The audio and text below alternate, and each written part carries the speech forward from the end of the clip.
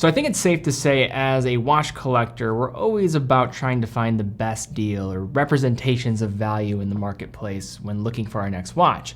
So what I wanted to do is continue a series that we've done in the past, or at least a video that I've done in the past, looking at watches that simply look more expensive than the price tag might indicate. I know we've all been in those situations where we love a watch, we love the way it looks, and then we look at the price tag and we're like, unfortunately, I can't make this happen. This is the exact opposite. So we're going through 10 different picks. Most of these are going to be more towards the attainable end, affordable end, but not all of them. I'm more just looking at what is it doing for the dollar amount? Does it exceed what maybe our typical expectations would be for a watch in that price segment? But if you are somebody that wants more options in that affordable segment, check out our article down below looking at 50 of the top picks under $500 for watches, automatic watches in that price segment. Wide list there, pretty expansive, so definitely check that out. But to begin here, we start with that attainable price segment looking at the Casio Duro. So I think this one speaks for itself with a price around $60. This watch just feels more expensive. I've covered this watch in greater detail on the channel. It does have a 44mm case, so it is going to potentially be larger than what some might like. But it's hard to dispute this watch in terms of value. It looks like a watch. If you had a different movement inside of it, a different name on the dial, you could be charging potentially 5 to 10x the price. The finishing on the case is absolutely on the same par as things that are priced around $500 to $1,000. The glossy texture, especially to that blue dial, just looks pretty solid for a watch in this sub $100 range. Beggars can't be choosers in this range of under $100. And with Casio Duro, you're not in that camp. I think you're getting a really good product, 200 meters of water resistance, mineral crystal, and then reliable quartz caliber on the inside. Now for our next watch here, we have perhaps the best value in mechanical chronographs on the market, and that is with the Seiko 1963. I've also covered this watch on the channel. Of course, there's going to be some pushback with the movement, but I think it's also its number one upside as well. This is a manual wound chronograph movement, column wheel chronograph movement that you're getting in a watch under $500. And you just look at this movement. I think that does all the speaking here. You don't really need to look any further. You look at the marketplace to get into an entry-level mechanical chronograph movement from the likes of Switzerland is going to be north of $1,000, even for an ETA 2894 II. There are some exceptions, of course, but for the most part, you're looking at 4 figures at the bare minimum for a Swiss chronograph. This is not a Swiss chronograph, however, you are getting a movement with the Venus movement that this is basically a copy of, being housed within a watch, and a price range that is just an absolute anomaly for the segment. If you are okay with maybe just letting this be just a cool expression of a watch under $500, not worrying about service costs, because I promise you the service costs, you don't even want to go near there for a watch that's this inexpensive, because the service costs will be more expensive than the actual watch itself. But if you're beyond that, you just want something cool, you have some money to spend, and you want a watch that when you flip around just looks way above the price segment, this is one certainly worthy of being on this list. So for our next watch here, we have a dive watch that I would probably consider one of those watches that just checks off the boxes when it comes to delivering specifications for the dollar amount, and that is with Zelos Mako version 3. So this is a titanium dive watch that maybe doesn't look more expensive, but when you start to just look at the details, you then start to develop an understanding like, okay, this is delivering quite a bit here compared to maybe more the mainstream brands in the price segment. Now, case and wearability, all really solid. 300 meters of water resistance, but I think the number one thing here has to come with the case itself. This is a titanium case, but also going to be upped with 1200 HV on the Vickers hardness scale. So this is going to be very resistant to scratches. This is the same level of hardness that Zinn is going to have with their tegimented cases. So crazy to see in this price segment. You're also, another area where you're going to feel it is with the bracelet.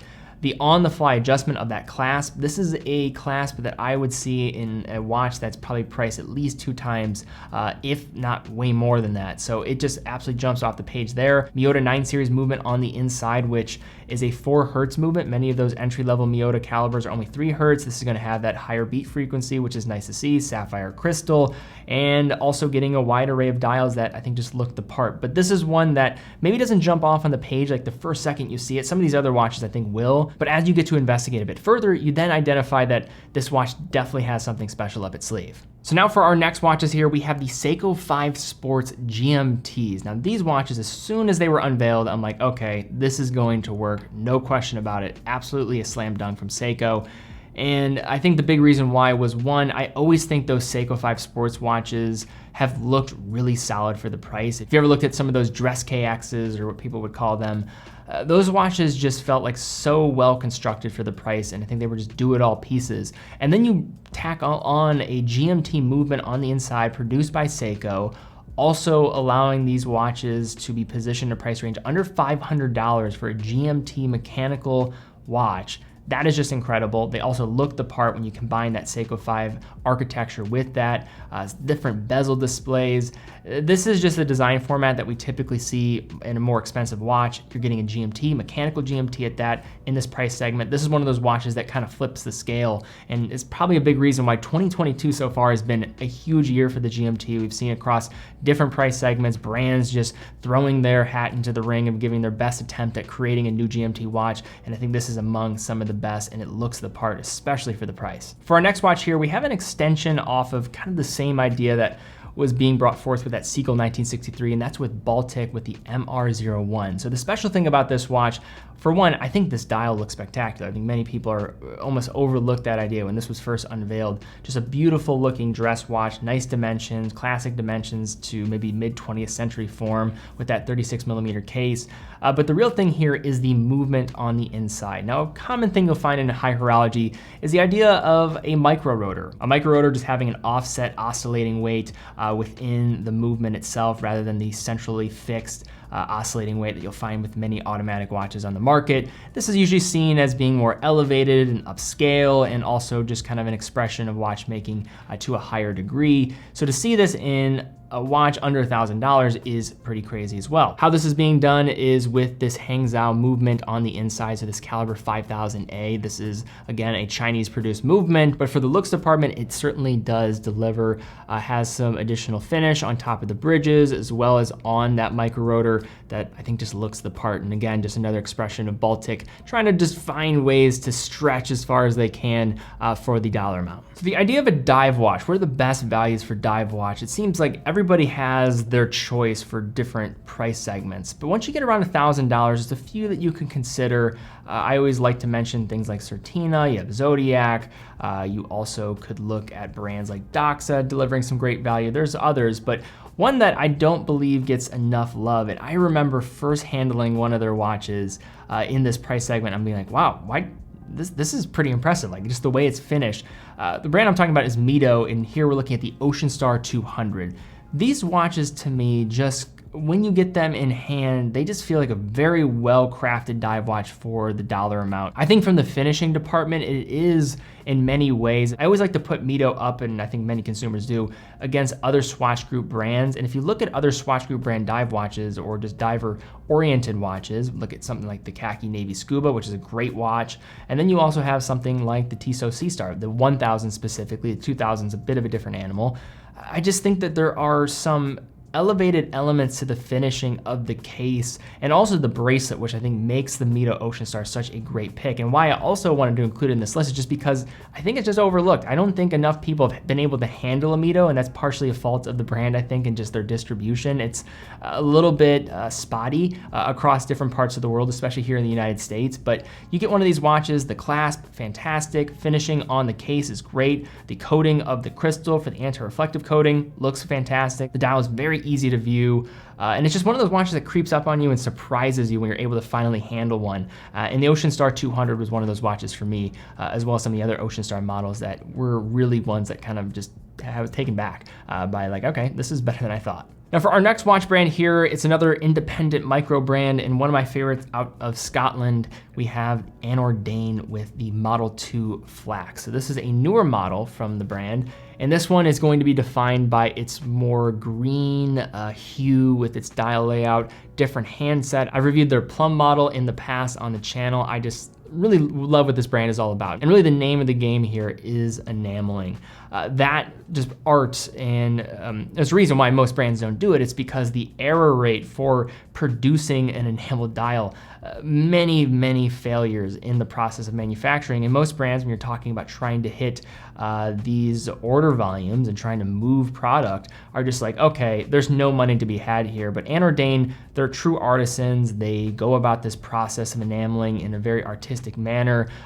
All of their dials are just spectacular. They're unique. They look so different. And when you're talking about a price segment of around $2,000, I think it really is when you're talking about this art form of enameling, probably the best entry door into that world. And if you're wanting to know a little bit more about this brand, I definitely recommend checking out that plum dial review that I've done in the past on the channel. I can link to that down below. So when most people consider, I would say, expensive watches, one thing that comes to mind quickly is the idea of high complications that mostly are reserved for the upper segment of high horology and those elusive type of brands like a Patek Philippe with their calendar chronographs, which they're so well known for. You often are not going to see watches that are going to feature this type of complication set at the more attainable price range. But one of the best exceptions to this rule is with Longines Master Calendar Chronograph.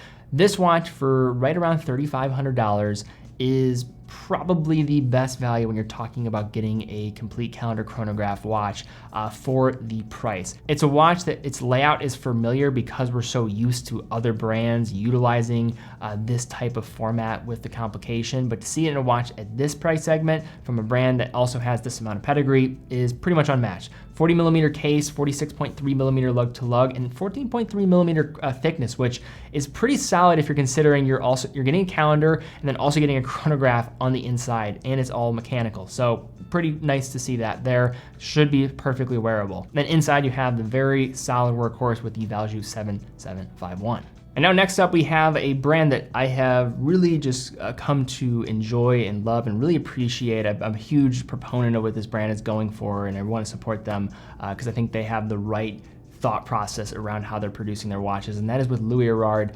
This watch that we're looking at here is the excellent guilloche main. So this is their really practice of the art of guilloche. And guilloche, as many know, will be the practice of making these micro cuts within a surface, typically associated with, again, high horology, using a lathe and a trained technician. You have to be very focused. If you've ever seen this art happen, this is something that is very hard to get done, and it requires incredible concentration. I would not be able to do it. My head would be all over the place as somebody that has ADD. No chance for me to be able to make this happen. But to see this dial and done in a price range around $4,000, it's one of those rare exceptions. There's no stamping process here. I have a full video actually talking with the head of the brand, Manuel.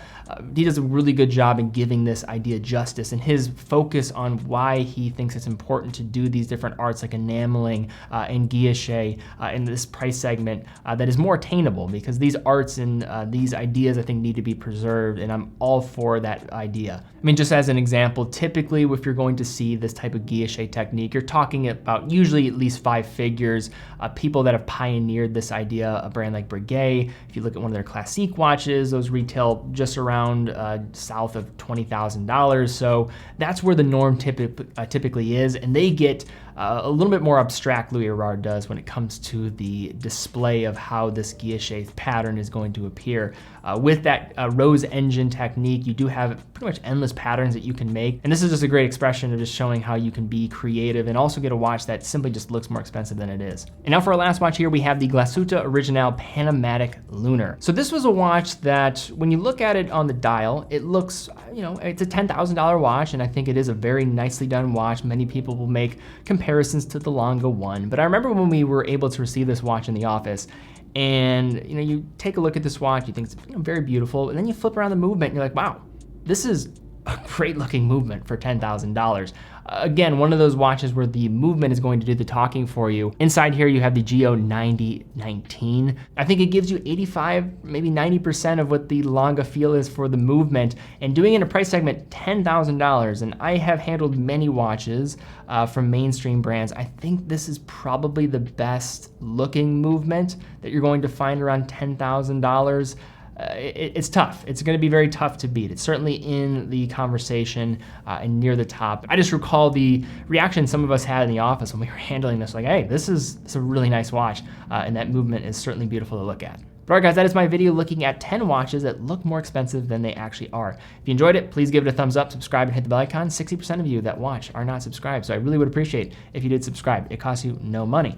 If you do feel like spending some money, though, definitely check out Baldassarre.com. Full authorized dealer of 30 brands, quick and fast fulfillment, dedicated customer support, and full factory warranty for all the new products that we offer. Also, definitely check out that article down below if you want more written content. Definitely subscribe to our written newsletter. It can be sent to your inbox every single week. Add me to a contact to ensure that you get get those emails. So definitely want to make sure my emails reach you. Very easy. If you're using Gmail, just add that little icon button with the little guy. Boom, click it. You're all good to go. But guys, thank you again so much for watching. Be well, and I will see you all very soon.